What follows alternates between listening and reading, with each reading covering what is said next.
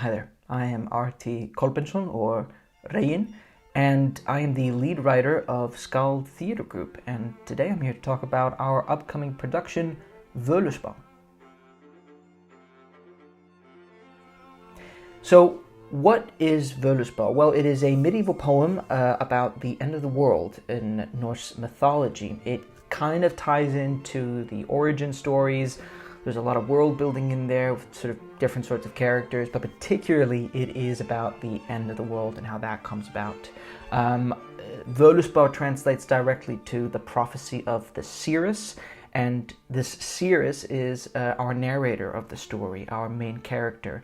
And the story goes that she, who's kind of been there since the very beginning, she's been kind of observing everything, and her main thing in life is to carry this prophecy of the end of the world. When the king of the gods, Odin, comes knocking on her door and kind of demands to know more. And this is kind of part of his constant pursuit of knowledge. I mean, this is a man who sacrificed his own eye to drink from the well of Mimir, which is the sort of great wisdom well. And he was only able to drink from it if he sacrificed his eye. So he's not, unfamiliar with doing whatever he can to get his hands on the things that he wants, which is knowledge, which is how he kind of gets his power. He brokers lots of deals and kind of tries to play with expectations of people, particularly sort of the creatures that he tries to kind of take control over, and the seeress, being this sort of kind of like a witch-like character, is very much seen like that. And there are some other stories in there with other characters such as Balder and Loki and all these sorts of things that people may be familiar with, but basically, and this is where the reason we wanted to adapt this piece is because it's being told by a female character who is kind of at the behest of this magnificent king of the gods, this all-father, who demands this information. But within the dynamic, and that's kind of where the conflict comes from, is the fact that she is kind of a bit above that.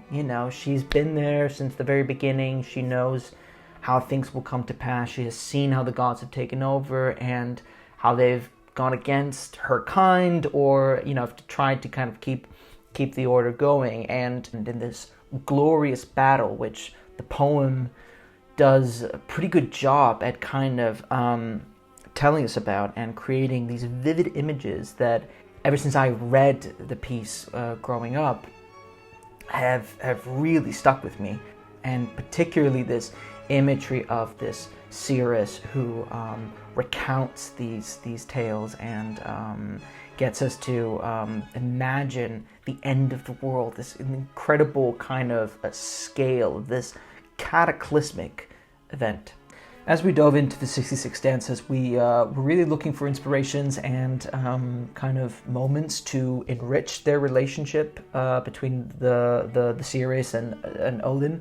There's a lot of world building in the poem, and kind of throughout our entire research that's given us a bit of context, but we really wanted the audience to kind of get everything that they could straight from the poem, and that needed to come from the performance. And so we've spent time on really understanding what we're trying to say. It's kind of like just straight up reading Shakespeare, being very direct with what we want to say, and I'm really interested in seeing how this story, which I've really wanted to see come to life on stage, at least ever since I read it, because I feel like not only is the concept of this grand cataclysmic event and the imagery that you can create with that so fascinating, but I do find that the dynamic between the seeress and Odin to be so unique and almost nuanced in terms of a mighty god trying to get something from another being. So I'm extremely excited to see it premiere, and I'm looking forward to hearing what other people have to say about this poem that I've kept so close to my heart for all these years. So hope to see you on the 17th of June and any other dates that we have announced. Thank you very much.